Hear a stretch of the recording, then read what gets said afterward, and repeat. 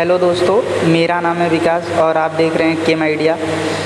आज हम केमिस्ट्री के कुछ एमसीक्यू देखेंगे, फोटो इलेक्ट्रिक इफेक्ट और ब्लैक बॉडी रेडिएशन और प्लैंक्स लॉ पे।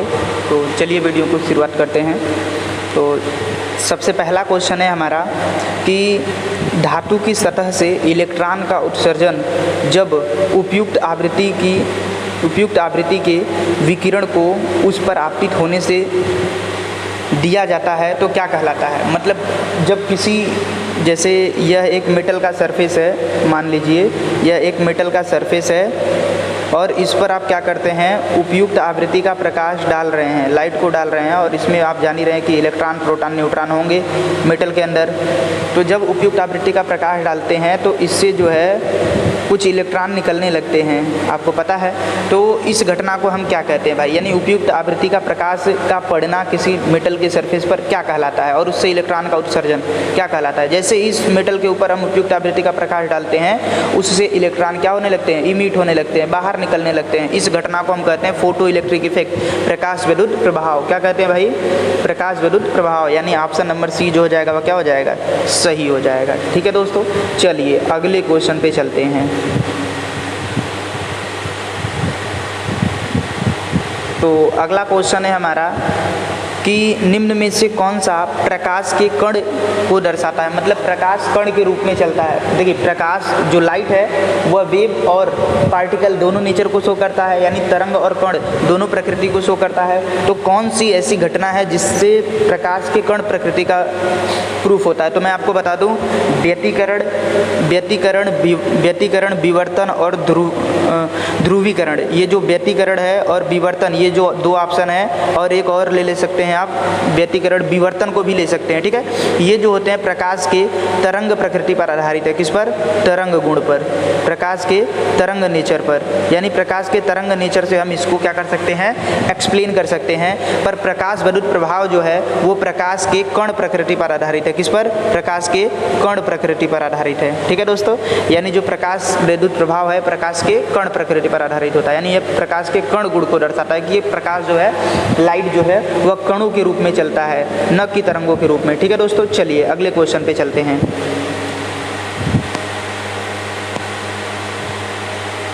तो अगला क्वेश्चन है हमारा कि प्रति सेकेंड प्रकाशित इलेक्ट्रॉन की संख्या किसके अनुक्रमानुपाती होती है। मतलब देखिए, जैसे ये मेटल है, ठीक है, ये मेटल है, एक मेटल का सरफेस। आपने क्या, इसमें देखिए इलेक्ट्रॉन होंगे, ठीक है। आपने क्या किया, एक लाइट को इंसिडेंट करवाया, इस पर लाइट को आपतित करवाया। तो जैसे ही आप लाइट को आपतित करवाएंगे या फोटॉन को आपतित कराएंगे तो इससे क्या होगा, इलेक्ट्रॉन जो है वो बाहर निकलने लगते हैं। इसको हम प्रकाश विद्युत प्रभाव कहते हैं। तो ये जो इलेक्ट्रॉन के निकलने की संभावना है किसके कारण, किस पे डिपेंड करेगी, इलेक्ट्रॉन कैसे निकलेगा, तो वो किस पर डिपेंड करेगा भाई, तो वो डिपेंड करेगा इंटेंसिटी पर, लाइट की तीव्रता पर। आप एक मैक्सिमम कोई ना कोई आवृत्ति होनी चाहिए, तो उस आवृत्ति पर या फिर उसकी तीव्रता पर, ऐसा बोले तो उसकी तीव्रता पर। लाइट की तीव्रता जितनी ज़्यादा होगी, प्रकाश इलेक्ट्रॉन जो होंगे उतने ज़्यादा उससे निकलेंगे। मतलब मेटल के सरफेस से अगर आपको प्रकाश इलेक्ट्रॉन को निकालना है, यानी देखिए प्रकाश विद्युत प्रभाव में जो इलेक्ट्रॉन निकलते हैं उनको हम कहते हैं प्रकाश इलेक्ट्रॉन। तो प्रकाश इलेक्ट्रॉन तेज़ी से निकलेंगे कब, जब इस लाइट की इंटेंसिटी को बढ़ा दिया जाए। किसको बढ़ा दिया जाए, इंटेंसिटी को। तो अब प्रकाश की तीव्रता, विकिरण की तीव्रता को बढ़ाएंगे तो उत्सर्जित इलेक्ट्रॉन की संख्या भी क्या होगी, बढ़ेगी भाई। इसके अनुक्रमानुपाती है, मतलब बढ़ती जाएगी ना, अनुक्रमानुपाती होती है। ठीक है भाई, और वो आवृत्ति पर भी निर्भर करती है। पर अगर हमको तीव्रता नहीं दिया होता तब हम आवृत्ति क्लिक करते, पर तीव्रता दिया हुआ है तो हम तीव्रता पर जाएंगे। ठीक है दोस्तों, चलिए अगले क्वेश्चन पे चलते हैं। यानी जो प्रति सेकंड उत्सर्जित इलेक्ट्रॉनों की संख्या है वह आपतित विकिरण की तीव्रता के अनुक्रमानुपाती होगी। ठीक है दोस्तों, जितना ज़्यादा तीव्रता होगा इलेक्ट्रॉन उतने तेज़ी से उत्सर्जित होंगे, उतना ज़्यादा निकलेंगे। जो इलेक्ट्रॉन निकलते हैं प्रकाश विद्युत प्रभाव में उनको कहते हैं प्रकाश इलेक्ट्रॉन। ठीक है दोस्तों, चलिए आगे चलते हैं। अगला क्वेश्चन है हमारा कि जो प्लैंक स्थिरांक है उसका मान कितना होता है। आपको बताना है कि जो प्लैंक स्थिरांक h है इसकी वैल्यू कितनी होती है। ठीक है, तो इसकी वैल्यू आपको बतानी है। तो चलिए मैं ऑप्शन आपको दिखाता हूँ। इस h की वैल्यू को क्या करना है, आपको बताना है। तो आपको h का मान पता होगा, तो देखिए ऑप्शन ये है आपके सामने। देखिए ऑप्शन ये है आपके सामने। तो हम जानते हैं कि जो h की वैल्यू होती है, जो h की वैल्यू होती है वो होती है, h बराबर होता है 6.67 गुणे 10 के घाते -34 joule second, 34 joule into second, ये यूनिट होता है प्लैंक कांस्टेंट की। तो 6.67 इसमें ऑप्शन नहीं दिया है, पर इसमें 6.63 दिया है। तो 3 देखिए 7 की जगह 3 कर दिया, कोई दिक्कत की बात नहीं है। और हमको देखना है 10 के घाते -34, तो सब में 10 के घाते -34 है। और जूल सेकेंड किस में है भाई? तो जूल सेकेंड केवल और केवल लास्ट वाले ऑप्शन में है। देखिए इसमें 2 है, पहले ऑप्शन में जूल बटा सेकेंड है, क्या है? जूल बटे सेकेंड। तो यूनिट से आप पहचान सकते हैं, ये दोनों होगा ही नहीं क्योंकि किलोग्राम में दिया हुआ है, तो ये दोनों ऑप्शन है ही नहीं। तो बचा कौन? लास्ट वाला ऑप्शन देखिए आप, इसमें जूल सेकेंड है, तो ये चौथा ऑप्शन जो हो जाएगा इसका क्या हो जाएगा? करेक्ट हो जाएगा। तो हम चौथे ऑप्शन को क्या कर देंगे? सही मान लेंगे। ठीक है, एच की वैल्यू जो होती है वो कितनी हो जाएगी? 6.63 गुणे 10 के घाते -34 जूल सेकेंड, या फिर आप 3 की जगह 7 भी रखते हैं जनरली, कोई दिक्कत की बात नहीं है ना। तो यूनिट जो होता है वो उसका क्या होता है? Joule second. तो जूल सेकेंड याद रखेंगे, यूनिट और वैल्यू भी याद रखेंगे। ठीक है, चलिए अगले क्वेश्चन पे चलते हैं।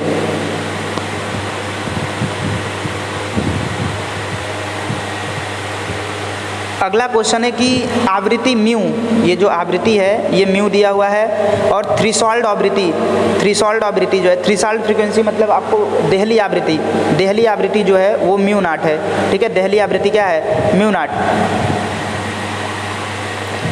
से, देखिए ये आवृत्ति म्यू, थ्रेशोल्ड आवृत्ति म्यू नॉट से उच्च है। मतलब ये जो ये आवृत्ति है, आने वाली आवृत्ति, आने वाली आवृत्ति जो है ये बोल रहा है कि mu is greater than mu naught है। ठीक है, ऐसा बोला है इसमें कि आवृत्ति से उच्च है कि प्रकाश के लिए उत्सर्जित फोटो इलेक्ट्रॉन की संख्या समानुपाती होगी। मतलब देखिए उत्सर्जित, जो जैसे ये मेटल का सरफेस है, तो इस मेटल के सरफेस, मेटल में बहुत सारे इलेक्ट्रॉन होंगे, तो जो इलेक्ट्रॉन जब उत्सर्जित होंगे, लाइट डालेंगे तो इलेक्ट्रॉन उत्सर्जित होंगे, तो किस पर निर्भर करेंगे इलेक्ट्रॉन? तो भाई अभी हमें पता चला कि अगर इलेक्ट्रॉन की संख्या ज़्यादा निकालनी है तो हमको लाइट की इंटेंसिटी को बढ़ाना होगा, तीव्रता को। प्रकाश की तीव्रता जितना ज़्यादा रहेगा, उत्सर्जित इलेक्ट्रॉन की संख्या भी उतनी क्या होगी? ज़्यादा होगी। तो हम कहेंगे कि आपतित प्रकाश की तीव्रता को बढ़ाइए तो प्रकाश इलेक्ट्रॉन की संख्या भी क्या होगी? बढ़ जाएगी। यानी आपतित प्रकाश की तीव्रता के क्या होगा? समानुपाती। उत्सर्जित इलेक्ट्रॉनों की संख्या आपतित प्रकाश की तीव्रता के क्या होती है? समानुपाती होती है। ठीक है दोस्तों, चलिए अगले क्वेश्चन पे चलते हैं। यानी ऑप्शन नंबर बी जो हो जाएगा इसका क्या हो जाएगा? सही हो जाएगा। अगला क्वेश्चन है हमारा, अगला क्वेश्चन कुछ इस प्रकार से है हमारे सामने कि प्रकाश विद्युत प्रभाव में सामग्री के कार्यफलन, सामग्री के कार्यफलन फाई, मतलब कार्यफलन हमारा दिया हुआ है फाई के बारे में निम्न में से कौन सा विकल्प सही है उसको चुनिए। कार्यफलन के बारे में कौन सी बात सही कही गई है उसको फाई से डिनोट करते हैं, कार्यफलन। तो उसके बारे में कौन सा कथन सही है वो आपको बताना है। क्या कार्यफलन, पहला ऑप्शन है हमारा, यह विभिन्न सामग्रियों के लिए अलग अलग होती है। मतलब सामग्री का मतलब यहाँ मेटल से है कि आपको बताना है कि जो प्रकाश विद्युत प्रभाव में किसी मेटल के लिए कार्यफलन होता है उसके लिए सही विकल्प चुनना है। तो क्या यह विभिन्न सामग्री के लिए अलग अलग होता है? यह सभी धातुओं के लिए समान होता है? आपतित प्रकाश की आवृत्ति पर निर्भर करता है? आपतित प्रकाश की तीव्रता पर निर्भर करता है? तो आपको बताना है कि ये जो फाई है किस पर निर्भर करता है। तो भाई जो कार्यफलन है सभी धातु के लिए अलग अलग होती है, अलग धातु के लिए अलग होता है। ठीक है, जो कार्यफलन है वो अलग धातु के लिए क्या होता है? अलग होता है। कार्यफलन फाई बराबर होता है क्या? H mu naught. ठीक है, एच म्यू नॉट। ये म्यू नॉट जो है वो देहली आवृत्ति है। क्या है? देहली आवृत्ति। आपतित आवृत्ति आपतित प्रकाश की आवृत्ति पर निर्भर नहीं करेगा, आपतित प्रकाश की तीव्रता पर भी निर्भर नहीं करता। ये विभिन्न सामग्री के लिए अलग अलग होता है। तो ऑप्शन नंबर ए जो हो जाएगा इसका क्या हो जाएगा? सही हो जाएगा। यानी भिन्न भिन्न धातुओं के लिए क्या होती है? इसकी मान जो होती है वो क्या होती है? अलग अलग होती है। ठीक है दोस्तों, चलिए अगले क्वेश्चन पे चलते हैं। अगला क्वेश्चन है हमारा कि प्रकाश विद्युत प्रभाव कि प्रकाश विद्युत प्रभाव उत्सर्जन प्रक्रिया के लिए निरोधी विभव को हम जनरली V से ही दिखाते हैं। ठीक है, ये निरोधी विभव है, ये V0 दिखा दीजिए। निरोधी विभव V0 बराबर दिया हुआ है 10 वोल्ट। कितना दिया हुआ है? 10 वोल्ट। ठीक है, इस प्रक्रिया में उत्सर्जित इलेक्ट्रॉनों की अधिकतम गतिज ऊर्जा, तो अधिकतम गतिज ऊर्जा मैक्सिमम काइनेटिक एनर्जी जो होती है वो होती है E इंटू V के बराबर होती है। E इंटू V, जहाँ E जो है इलेक्ट्रॉन पर आवेश है। क्या है? इलेक्ट्रॉन पर आवेश। तो इलेक्ट्रॉन पर आवेश कितना होता है? तो भाई यहाँ पे रखेंगे, चलिए मैक्सिमम काइनेटिक एनर्जी बराबर इलेक्ट्रॉन पर आवेश होता है 1.6 गुणे 10 के घाते -19। ठीक है, और V का वैल्यू दिया हुआ है, कितना दिया है? 10। ठीक है भाई, 10 रख देंगे। तो भाई देखिए 1.6 और गुणे 10 के घाते -19 है, और ये 10 के पावर पे 1 लिख सकते हैं। ठीक है, ये 10 के पावर पे 1 है, तो एक पावर, देखिए बेस समान हो गया तो पावर को ऐड करेंगे तो 10 के घाते -19, 10 के घाते -19 है, और एक 10 के घाते +1 है, तो 1 है, तो ये टोटल कितना आ जाएगा? -18। तो ये 10 के घाते क्या आ जाएगा? 10 के घाते 18। तो इसका जो सही ऑप्शन होगा 1.6 गुणे 10 के घाते -18 जूल हो जाएगा, यानी ऑप्शन नंबर सी जो हो जाएगा इसका क्या हो जाएगा? करेक्ट हो जाएगा। तो आप याद रखेंगे मैक्सिमम काइनेटिक एनर्जी के ई बराबर ये होता है E इंटू V, जहाँ E इंटू V0 लिख दीजिए, और निरोधी विभव, जहाँ V0 निरोधी विभव, E जो है इलेक्ट्रॉन पर आवेश, और काइनेटिक एनर्जी के ई जो है वो kinetic energy, maximum kinetic energy. ठीक है दोस्तों, चलिए इस फार्मूले को आप याद रखेंगे। ठीक है, इंपॉर्टेंट। चलिए अगले क्वेश्चन पे चलते हैं। तो अगला क्वेश्चन हमारा कुछ इस प्रकार से है, आपकी स्क्रीन पर देखिए। प्यारे दोस्तों, आपसे ये पूछ रहा है कि आइंस्टीन का जो प्रकाश विद्युत समीकरण है, ये लिखा हुआ है कि h म्यू, इसने लिखा है कि h म्यू बराबर है फाई प्लस के, जहाँ के किसका प्रतिनिधित्व करता है, मतलब के क्या है ये आपको बताना है। क्या के किस चीज़ को निरूपित कर रहा है, और उसने बाकी सारी बातों को लिखा है कि h जो है फ्लैंक स्थिरांक है, c जो है प्रकाश की गति है, लैम्डा जो है तरंगदैर्ध्य है, फाई जो है वो कार्यफलन है। सब कुछ को उसने बता दिया है, बस आपको यही बताना है कि के क्या है। तो अभी मैंने बताया कि प्रकाश विद्युत प्रभाव में ये क्या कहलाता है? काइनेटिक एनर्जी कहलाता है, गतिज ऊर्जा कहलाता है। और वो भी किस प्रकार की गतिज ऊर्जा भाई? अधिकतम गतिज ऊर्जा। कौन सी गतिज ऊर्जा? इलेक्ट्रॉन की अधिकतम गतिज ऊर्जा। ठीक है, क्या कहलाता है? इलेक्ट्रॉन की मैक्सिमम काइनेटिक एनर्जी है। ये क्या है? मैक्सिमम काइनेटिक एनर्जी, वो भी कैसा? मैक्सिमम, ई मैक्सिमम। ठीक है भाई, मैक्सिमम काइनेटिक एनर्जी है। क्या है? Maximum kinetic energy. तो इलेक्ट्रॉन की जो है ये मैक्सिमम काइनेटिक एनर्जी है। ठीक है भाई, तो आप हमेशा याद रखेंगे कि जो काइनेटिक एनर्जी होती है यहाँ पर वो क्या होती है? मैक्सिमम काइनेटिक एनर्जी होती है इलेक्ट्रॉन की। ठीक है भाई, तो के किसको बताएगा? मैक्सिमम काइनेटिक एनर्जी को। तो ऑप्शन कौन सा हो जाएगा? बी सही हो जाएगा। इलेक्ट्रॉन की अधिकतम गतिज ऊर्जा को बताता है। किसको? अधिकतम गतिज ऊर्जा को। चलिए अगले क्वेश्चन पे चलते हैं। अगला क्वेश्चन ये रहा, आपकी स्क्रीन पर आपको बताना है कि प्रकाश विद्युत प्रभाव में उत्सर्जित इलेक्ट्रॉनों की अधिकतम गतिज ऊर्जा बढ़ जाती है। प्रकाश विद्युत प्रभाव की जब घटना होती है तो जो गतिज ऊर्जा, अधिकतम गतिज ऊर्जा है, ये कब बढ़ेगी, ये कब इंक्रीज करेगी, आपको यही बताना है। तो देखिए गतिज ऊर्जा, काइनेटिक एनर्जी मैं बता दूं, काइनेटिक एनर्जी के ई बराबर क्या होता है भाई? बताओ। काइनेटिक एनर्जी बराबर हो जाएगा क्या? h mu minus mu naught, या ऐसे भी बोल सकते हैं आप, इसको न लेकर के आप इसको ले सकते हैं। 1 मिनट। प्यारे दोस्तों, गतिज ऊर्जा काइनेटिक एनर्जी E बराबर hc बाई लेमडा होता है। काइनेटिक एनर्जी E बराबर क्या होता है? hc by lambda. ठीक है, ये रिलेशन होता है। तो जैसे ही तरंगदैर्ध्य है वो घटेगा तो जो काइनेटिक एनर्जी है, काइनेटिक एनर्जी के ई है, काइनेटिक एनर्जी क्या हो जाएगी? बढ़ जाएगी। यानी काइनेटिक एनर्जी कब बढ़ेगी भाई?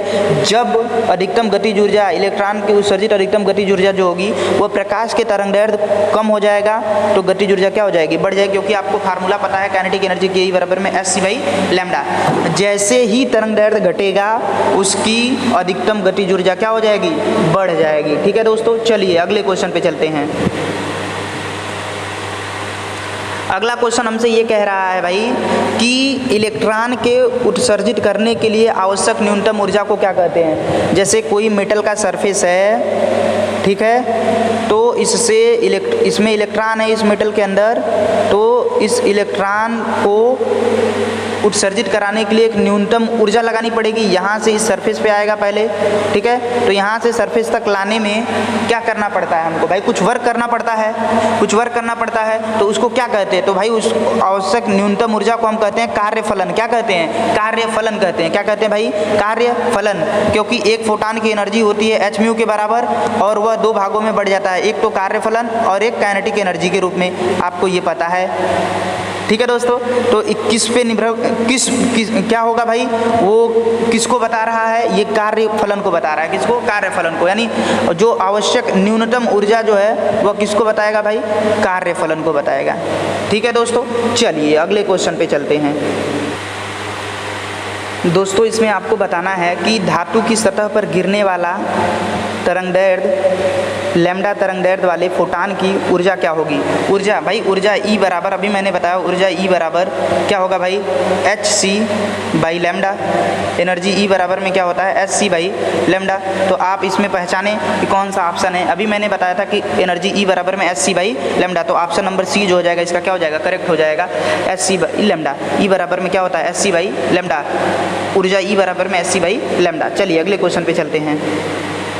तो अगला क्वेश्चन है, अगला हमारा क्वेश्चन है फोटान की ऊर्जा किस पर निर्भर करती है। तो एनर्जी E बराबर, अभी मैंने दिखाया, एनर्जी E बराबर में hc बाई लैम्डा भी होता है और E बराबर में ये h म्यू के बराबर भी होता है, h म्यू के बराबर भी होता है। तो तरंगदैर्ध्य पे भी निर्भर कर रहा है, आवृत्ति पे भी निर्भर कर रहा है। तो फोटान की किस बात पे निर्भर करेगा, तो एनर्जी जो होगी, फोटान की ऊर्जा किस पर निर्भर करेगी, तो एक फोटान की ऊर्जा जो होती है वह आवृत्ति पर निर्भर करेगी, आवृत्ति, हाँ ये आवृत्ति है, तो ये आवृत्ति पे निर्भर करेगी और तीव्रता पर निर्भर नहीं करेगी। इसका मतलब किस पे, फोटान की आवृत्ति पर निर्भर करेगी, ठीक है, आवृत्ति पर। और आवृत्ति या तरंगदैर्ध्य पर भी बोल सकते हैं, पर तरंगदैर्ध्य का ऑप्शन दिया नहीं है, इसलिए हम बोलेंगे किस पर निर्भर कर रहा है भाई, फोटान की आवृत्ति पर, क्योंकि इंटेंसिटी पे तो निर्भर करता ही नहीं है एनर्जी।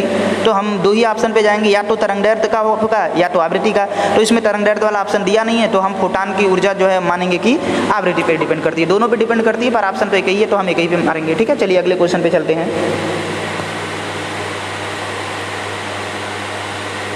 हमसे पूछा जा रहा है कि प्रकाश के दोहरी प्रकृति द्वारा प्रदर्शित किया जाता है। प्रकाश का जो डुअल नेचर है, यानी दोनों कण और तरंग दोनों गुण किसके द्वारा दर्शाया जाता है। तो आपको पता है कि इसमें बताना है कि कौन बताएगा प्रकाश के डुअल नेचर को। चार ऑप्शन दिए गए हैं। तो देखिए, प्रकाश विद्युत प्रभाव प्रकाश के कण प्रकृति को बताता है। कौन से प्रकृति को, कि लाइट जो है वह कण है। उसके बाद ये जो अपवर्तन और व्यतिकरण है, ये प्रकाश के, देखिए ये प्रकाश का जो है ये तरंग गुण को दर्शाते हैं। किस बात को बताते हैं, तरंग को बताते हैं। उसके बाद विवर्तन और परावर्तन भी प्रकाश के तरंग गुण को बताते हैं। ठीक है, और इसमें विवर्तन जो है प्रकाश के तरंग गुण को बताता है। सॉरी, एक मिनट दोस्तों, ये जो विवर्तन है ये प्रकाश के तरंग गुण को दर्शाता है। ठीक है, और जो प्रकाश विद्युत प्रभाव है इसमें, ये प्रकाश के कण प्रकृति को दर्शाता है। मतलब इसमें जो ऑप्शन सही हो जाएगा ए हो जाएगा। इसमें विवर्तन प्रकाश के तरंग गुण को दर्शा रहा है और प्रकाश विद्युत प्रभाव जो है वो प्रकाश के कण को बता रहा है, यानी डुअल नेचर हो गया। दोनों गुण इसमें आ गए, दोनों ऑप्शन, एक ही ऑप्शन में दोनों हो गया, प्रकाश का कण और तरंग दोनों। तो हमसे यही पूछ रहा था। चलिए अगले क्वेश्चन पे चलते हैं।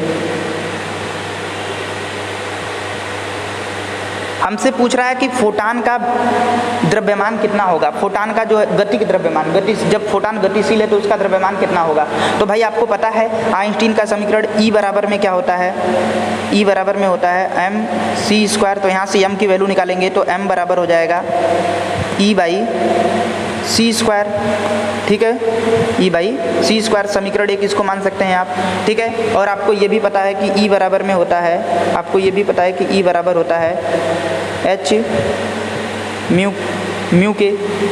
ठीक है। तो यहाँ से समीकरण 1 और इसको समीकरण 2 मान लीजिए, ठीक है दोस्तों। तो इस समीकरण 2 से ई का मान समीकरण 1 में रखेंगे, समीकरण 2 से ई का मान समीकरण 1 में रखेंगे तो m की वैल्यू कितनी आ जाएगी बताइए। m बराबर क्या आ जाएगा, ई के स्थान पर रखेंगे तो क्या आ जाएगा, h mu by C square, h mu by C square, h mu by C square.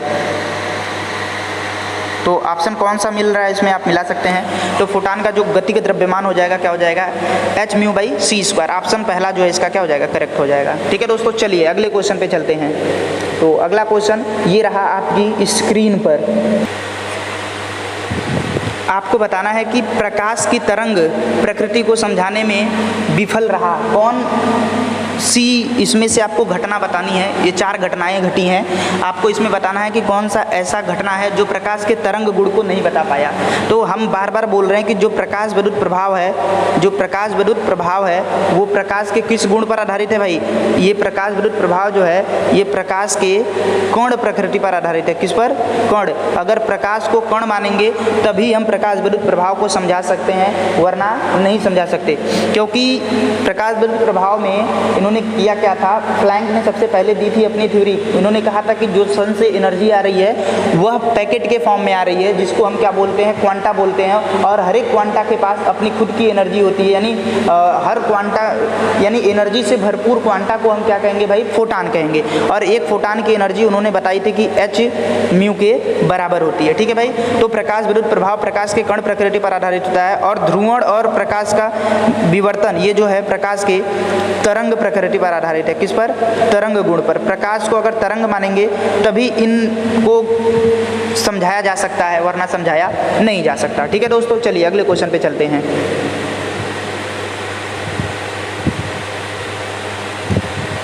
तो अगला क्वेश्चन है हमारा कि काम्पटन प्रभाव निम्न में से किसके बारे में सूचना देता है। तो काम्पटन प्रभाव जो है हमको ये सूचना देता है कि जो प्रकाश है वह कण प्रकृति का है। प्रकाश किस प्रकृति का है, प्रकाश जो है वह किस प्रकृति का है भाई, कण प्रकृति का।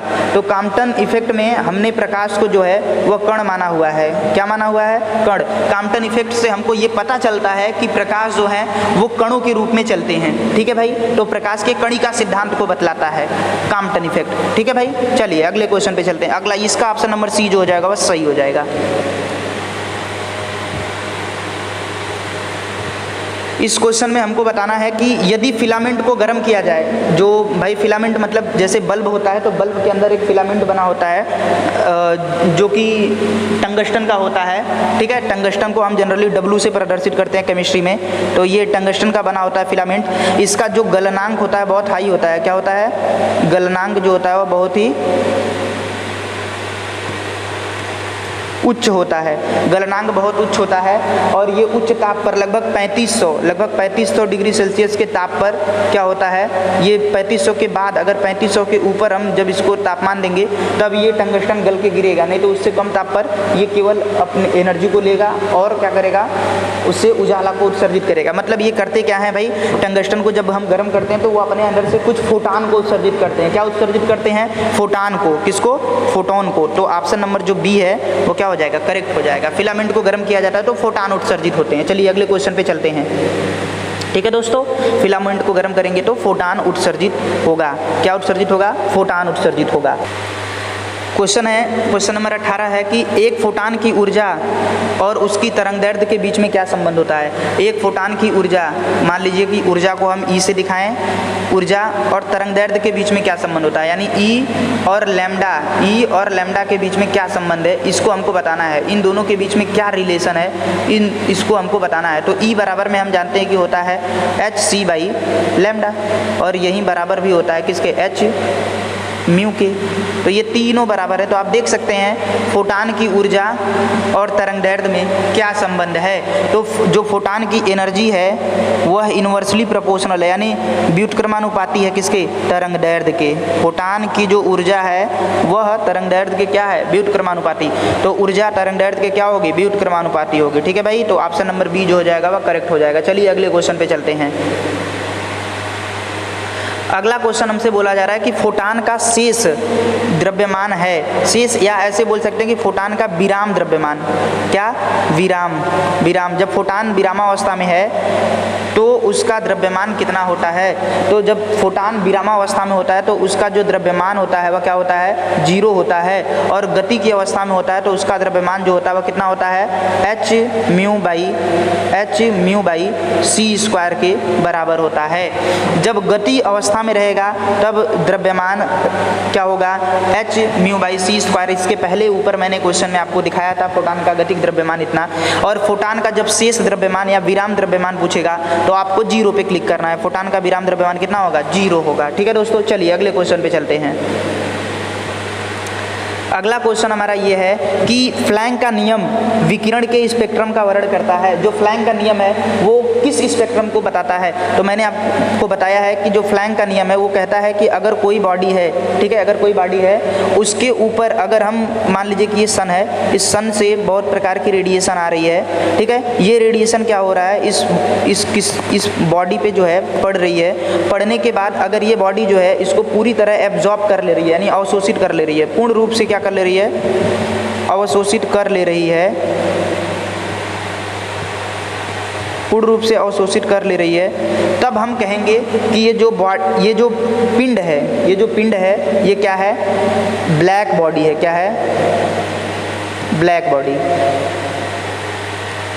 ठीक है प्यारे दोस्तों, यदि अगर कोई ऐसा पिंड आपको दिख गया जिसके ऊपर आप किसी भी प्रकार की रेडिएशन को डालिए और वो उसको पूर्ण रूप से अवशोषित कर ले तो उसको हम कहते हैं ब्लैक बॉडी। तो फ्लैंक का नियम इसी पे आधारित था। उसने कहा था कि अगर किसी पिंड पर हम क्या करें, रेडिएशन को डालें और वो क्या करता है, उसको पूर्ण रूप से अवशोषित कर लेता है, यानी किसी पिंड द्वारा ऊर्जा का उत्सर्जन या अवशोषण जो होता है वह सतत रूप से नहीं होता है, और उसने ब्लैक बॉडी को लिया था, उसी पे एक्सप्लेन करने का प्रयास किया था। तो ब्लैक बॉडी जो ऑप्शन हो जाएगा वो करेक्ट हो जाएगा। चलिए अगले क्वेश्चन पे चलते हैं।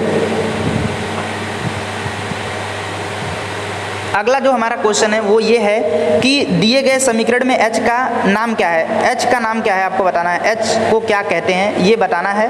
और यदि ये तो एनर्जी के बारे में दिया है कि जो E2 है वो हायर एनर्जी है, E1 जो है लोअर एनर्जी है, उनका अंतर जो है वो अंतर का समीकरण दिया हुआ है। आपको जनरली बताना है कि h का नाम क्या है।